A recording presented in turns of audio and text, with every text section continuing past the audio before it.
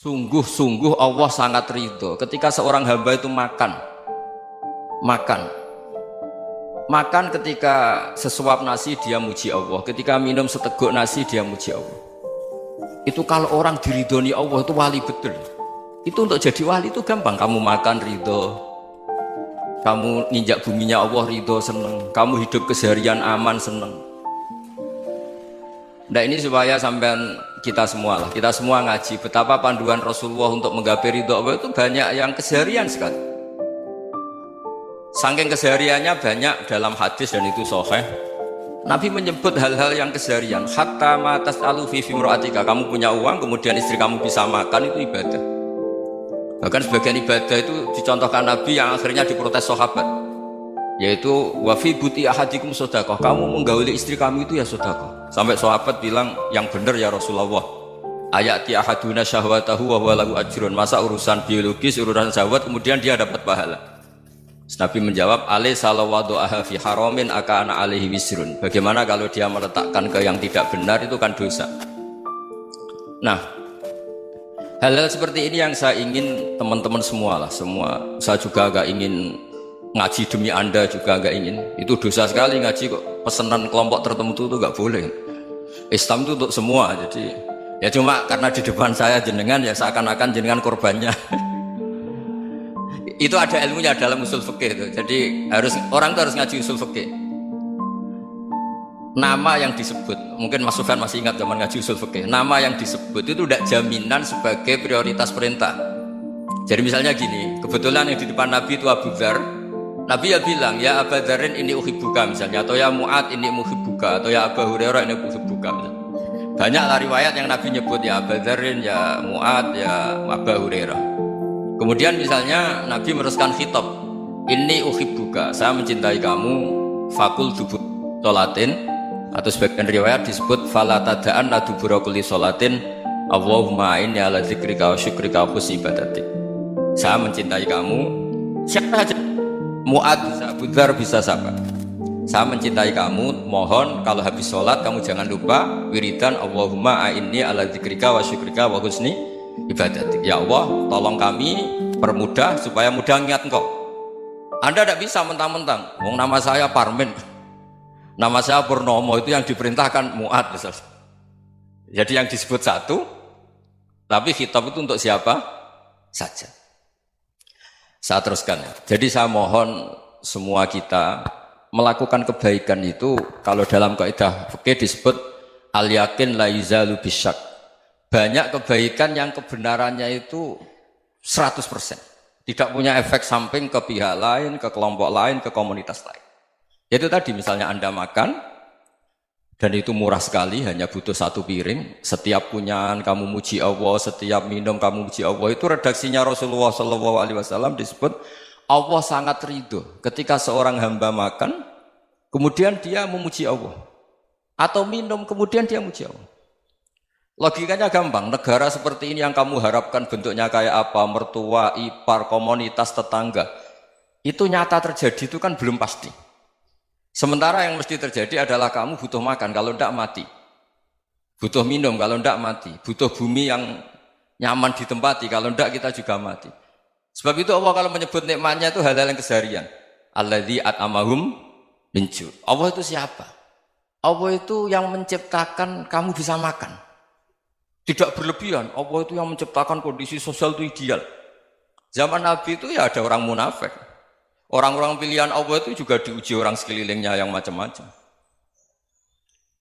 Semua diuji sesuai konteks zaman dan waktu. Nah, tapi ada ibadah-ibadah yang selalu disarankan Nabi. Sampai Nabi itu pernah ditanya, ayul islami khairun ya Rasulullah, Islam terbaik itu gimana? Jawaban Nabi itu unik. It'amut to'am. Islam terbaik itu ya makan-makan, yang santai-santai. Ketika Allah menyebut beberapa kebaikan, falak tahamal aqobah, wa ma adrokan apa? Mal aqobah. Terusannya apa? Fakku raqobah. Terusannya apa? Au it'amun fi yaumin di masubah. Ya, itu acara makan-makan itu juga Islam. Kenapa? Ya bayangkan kalau tidak ada makanan, kita mati kan? Kondisi sosial tidak ideal itu Anda masih gak apa-apa. Tapi kalau Anda tidak makan, Anda tidak minum, Kamu punya istri cerewet masih bisa hidup, punya mertua cerewet masih bisa hidup. Tapi kalau tidak makan bisa mati. Berarti penting mana istri sama makan? Penting mana? Makan. Semoga istri Anda dengar, nanti kamu disuruh makan tapi pulang deh. Itu kalau dibahasakan makan masih memahami. Penting mana nasi satu piring dengan istri. Nggak ada nasi mati, nggak ada istri belum mati. Penting mana? Gak berani jawab kan? Nah, ternyata Anda ada garang kan di depan istri. Jadi saya mohonlah, mungkin Mas Sufyan Sauri tadi yang bisa bantulah. Teman-teman tuh ngaji yang keseharian saja. Karena kita nyari ridho Allah itu berdasar firman Allah. Dan firman Allah itu menyebut keseharian tuh riang, gampang. Yaitu tadi misalnya wa min ayatihi manamukum billaili wan nahar. Termasuk ayat-ayat Allah itu kamu tidur. Maka dulu itu ada guyonan, ada tokoh Mu'tazilah, kelompok dalam Islam yang berpikir manusia itu bisa menentukan ikhtiarnya sendiri. Karena saya bisa duduk, ingin berdiri, berdiri. Karena kelompok ini nggak terima kalau semua kehendak Allah, nanti bagaimana kalau semua kehendak Allah kok ada hisab ya, ada sanksi. Lucunya itu dia akhirnya, ini cerita ya, mencintai seorang perempuan, cantik sekali. Dan itu dia menjadi ahli sunnah itu oleh hal-hal yang sepele. Karena istrinya cantik, ya namanya suami istri itu hubungan intim. Terus ditanya, Mas, masih ingin lagi? Masih. Silahkan diulang lagi. Wah ya tidak bisa. Katanya manusia bisa menentukan yang diinginkan. Itu tobat itu. Itu nggak bisa ditobatkan Mas Sufyan Ats-Tsauri. Orang cantik yang mudah nobatkan orang itu orang cantik. Segampang itu. Akhirnya kita tahu, makanya kalau dalam kitab Hikam itu disebut al-aqil mayyakul madza yaf'alu wa hubi wal ghafil mayyakul madza af'al. Orang yang punya akal karena sadar ini wilayah Allah, semua milik Tuhan. Itu dia tiap hari berpikir, besok Allah akan melakukan apa terhadap dunia ini. Kamu merencanakan sesuatu mau plesir, ternyata gempa. Mau wisata ke Rusia, ternyata perang. Kamu tidak pernah tahu apa yang akan terjadi besok. Wa ma tadri nafsum madza taksibu ghadan. Tapi anda semua kita ini sering punya jadwal permanen. Makanya saya kalau diundang siapa saja, bisa takdir. Yang jelas Gus ini acara penting. Ya masih acara penting nak pangeran ngersakno piye? Kok ape dadi pangeran? Kamu kok mau jadi Tuhan? Itu kadang ya kiai. Penting Gus acara ini jenengan harus memastikan bisa. Loh kamu itu yang ngajarin tauhid, sesuatu itu biadillah kok bilang-bilang apa pasti. Kalau maksa terus tak tobatkan loh kamu kata saya. Ya kalau gitu Gus bilang insya Allah. Wah itu hati saya, fisik saya, roh saya sudah bilang insya Allah. Tidak usah kamu latih kata saya. Nah hal-hal tauhid keseharian itu gampang sebetulnya. Wal ghafil yaqulu madza af'al. Tapi orang yang lupa Allah dia setiap hari bilang besok apa? Kita bisa melakukan apa? Seakan-akan dia itu aktor, dia penting, dia subjek permanen, dia. Padahal kita ini hanya objek kehendak Allah Subhanahu wa taala. Karena kita yakin sesuatu yang terjadi di alam raya ini kita tidak bisa apa-apa. Makanya saya sering ngaji, sering bilang saya, ketika Anda mensifati Allah, dia yang menghidupkan. Sudah itu tanamkan, sehingga ketika kita mati, santai saja. Kenapa santai? Allah punya cara menghidupkan kita. Zaman kita hidup juga gak tahu caranya ngelola jantung, ngelola paru-paru. Kamu juga gak tahu ngelola oksigen yang tidak beracun, tidak mengandung polusi. Tahu-tahu hidup. Gak ingin tua ya tahu-tahu tua, gak ingin mati tahu-tahu mati. Selama ini kita hidup juga agak tahu apa sebetulnya. Hanya gaya tok, punya jadwal, punya planning. Kalau kamu bisa menentukan pilihan Anda, pasti Anda istrinya cantik, 4 neriman semua, kona'ah semua. Nyatanya enggak kan? Ada 1 jelek, cerewet. Oh itu kan, nyatanya enggak bisa apa-apa Anda kan? Dan kamu bawa mati lagi. Itu kan istri Anda juga gitu, punya keinginan, punya suami yang ganteng, yang jabat, yang riman, yang enggak poligami. Ya enggak kesampaian juga. Kalau kita ngitung tingkat kegagalan kita itu gagal terus. Ya kan?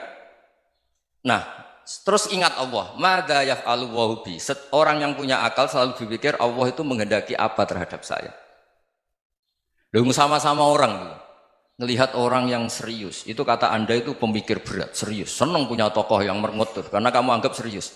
Tapi sebagian orang anggap orang yang serius itu wong merengut, wong masam, wong muka kok ditekuk. Jadi sama itu hati ya muqallibal qulub tsabbit qalbi ala dinik, karena kita nggak tahu cara berpikir kita tentang orang lain, tentang sekeliling kita. Misalnya kita orang baik yang jenis ngrumat fakir miskin. Ada orang bangun masjid mewah itu janggal. Apa artinya masjid mewah kalau banyak orang kelaparan? Tapi kalau yang jenis pendidikan apa artinya masjid mewah kalau tidak bisa ngaji? Nanti yang jenis infrastruktur apa artinya ini kalau semuanya punya sudut pandang yang berbeda-beda. Dan Islam mengapresiasi semua kebaikan. Tapi katakan semua kebaikan itu adalah kehendak Allah Subhanahu wa taala. Karena apapun baik Anda itu pakai fasilitas yang diberikan oleh Allah Subhanahu wa taala. Sehingga ini yang disebut qulillah tsumma darhum fi khawdihim yal'abun. Ya kembali tadi ke tema-tema bahwa keseharian Anda ini sudah Islami. Saat Anda tidak bisa melakukan apa saja. Saya sering ada jenazah, biasanya kalau tetangga meninggal saya sering disuruh ngelepas. Saya bilang orang ini baik. Karena sering ngelamun di rumah, sering nganggur di rumah. Ditanya sama anaknya, kenapa Gus nganggur baik? Ya kalau dia nganggur artinya juga agak berbuat sesuatu yang maksiat kan? Ya kan? Orang nganggur di rumahnya ya tidak bunuh orang, tidak maling, tidak korupsi, ya namanya nganggur di rumah. Lah cuma istri cara pandang nganggur gak menghasilkan uang itu. Tapi juga gak menghasilkan kriminal kan? Jadi sebenarnya Islam itu makanya kalau sampai ngaji usul fikih itu ada kitab usul fikih namanya Lubul Usul, itu terkenal sekali di pesantren itu. Itu kalau ngapresiasi keseharian itu luar biasa. Izma min mubahin illa wa yatahaqqaqu bihi tarku haramimma. Karena keseharian yang mubah saat Anda lakukan itu ada kehebatan yang luar biasa, yaitu meninggalkan haram. Makanya dulu banyak orang-orang alim ketemu temannya itu guyon sampai semalaman. Itu biasanya yang semangat Islam itu kiai kok tidak tahajud, kiai kok tidak witir. Orang yang sedang mapan uangnya banyak, malam itu tidak kelayaban itu sudah luar biasa. Melawan nafsu supaya tidak maksiat itu sudah luar biasa. Supaya lupa guyon sama temannya semalaman sampai subuh. Gejolak-gejolokan ngenang zaman miskin, zaman kuliah nggak jelas, zaman apa. Melihatnya jangan tarkut tahajud. Seperti ini meninggalkan tahajud, tapi meninggalnya ini talkul muharramat. Jadi kayak apa hebatnya? Sehingga Imam Ghazali punya riwayat yang agak unik. Hatta takuna ibadatu akhiri hadil ummah iku an-naum. Sehingga suatu saat ibadah terbaik umat ini itu tidur. Itu kan riwayat kontroversi. Ketika Imam Ghazali tanya, kenapa iya? Kenapa kamu mulai keluar dari rumah itu sudah banyak maksiat? Melihat perempuan yang enggak mahram, melihat fenomena. Tapi kalau kamu tidur itu enggak melihat apa-apa. Tapi juga kamu jangan nganggap tidur itu ibadah betul. Saatnya melakukan fardu ain malah masih tidur. Tapi itu sudut pandang yang menjadikan kita Islam itu gampang. Jadi saat Anda tidak bisa aktivitas apa-apa, misalnya ada beberapa orang yang lumpuh. Lumpuh itu memang nggak bisa Jumatan, nggak bisa ibadah, tapi dia juga nggak bisa maksiat. Tidur itu memang Anda saat itu tidak bisa tahajud, tidak bisa witir, tapi saat itu ada zina, ada maling, tidak gosipkan orang, tidak bully orang, tidak menanamkan kebencian, tidak hasud. Sehingga tidur menurut Allah Ta'ala wa min ayatihi manamukum billaili apa? Wan-nahar. Karena di tidur itu selain ada unsur istirahat, jaga kestamina, juga ada unsur meninggalkan beberapa keburukan. Nah saya mohon ibadah yang keseharian ini kita jaga. Supaya kita semua baca ayat itu fasih. Fasih itu tertanam di hati. Allah itu siapa? Alladzi at'amahum min ju'i wa amanahum min khauf. Dan Allah kalau cerita di Quran itu anna sababnal ma'a sabba thumma syaqaqnal ardha wa syaqqa fa ambatna fiha habba wa inaba wa qadba wa zaituna wa nakhla wa hadaika hulba. Kamu tahu saya ini siapa kata Allah?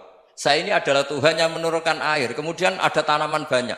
Habba wa inaba wa qadba, ada zaitun, ada tin, kalau orang Jawa mungkin ada tela, ada padi, ada mangga, ada pisang.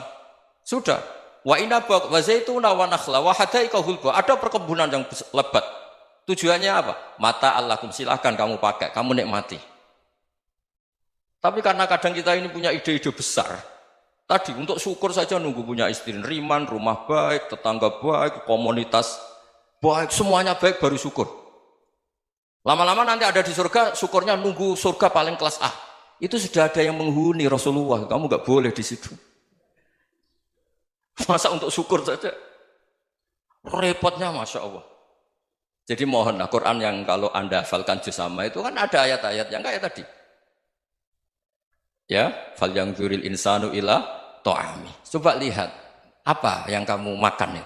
Dari mana? Dan untuk mempertahankan hidup kamu keseharian. Jadi jangan kira ibadah itu harus membentuk komunitas yang versi Anda.